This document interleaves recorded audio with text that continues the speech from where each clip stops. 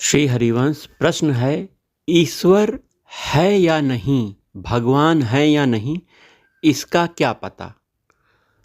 तो संसार में जो भी वस्तु दिखती है उसका कोई ना कोई निर्माणकर्ता होता है कि नहीं, बताइए। होता है ना, क्योंकि निर्माणकर्ता के बिना कोई वस्तु निर्मित नहीं हो सकती।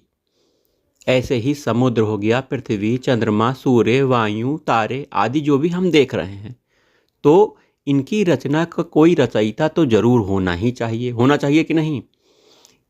इनका रचयिता हम लोगों की तरह कोई सामान्य मनुष्य नहीं हो सकता जो इनको बना सके। इनका निर्माता रचयिता सर्वसमर्थ ईश्वर ही हो सकता है। दूसरी बात, समुद्र अपनी मर्यादा में रहता है। चंद्रमा, सूर्य नियमित समय पर उदित होते हैं, अस्त होते हैं, तो इनका नियमन संचालन करने वाला कोई होना चाहिए। इनका नियामक सर्वसमर्थ ईश्वर ही हो सकता है।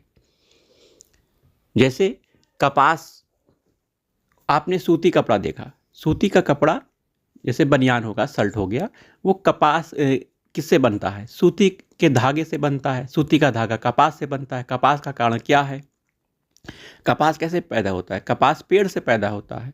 और पेड़ कहाँ से आता है? बीज से आता है। और भगवान ने कहा है, मैं सब का बीज हूँ। तो उत्पत्ति के कारण भगवान हुए कि नहीं? तो भगवान ही सबकी उत्पत्ति के कारण हैं, सबके रचयिता हैं। और भगवान ही इस सब संसार में व्याप्त हैं। कण कण में मेरे प्रभु का वास है। किसी भी मनुष्य को, किसी भी जानवर को, किसी भी पेड़ पक्षी को, कहीं भी आप जहाँ देख रहे हो, सब में भगवान फैले हुए हैं, व्याप्त हैं, बसे हुए हैं, जो आप कह लो। तो इस संसार का निर्माता भगवान ही है। और जब उनको संहार करना होता है, संसार की समाप्ति करनी होती है, ब्रह्मांड की समाप्ति करनी होती है, तो संहार करता भी भगवान है। भगवान ने 3 रूप बनाए हैं ना, ब्रह्मा, विष्णु और महेश के।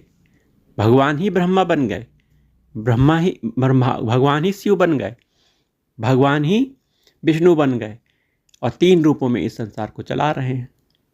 और भगवान ही कथा करने वाले बन गए। उनके हृदय मन मंदिर में, कथा करने वाले के हृदय मन मंदिर में कौन बैठा है? भगवान बैठे हैं। और श्रोता भी भगवान बन गए। सुनने वाले के हृदय मन मंदिर में कौन बैठा है? भगवान बन गए। तो सभी जीवों में भगवान का वास है। सभी जगह भगवान अपने आप से, अपने आप में खेल रहे हैं। वो उनकी ये लीला है। यही समझना बहुत दुर्लभ है। श्री हरिवंश।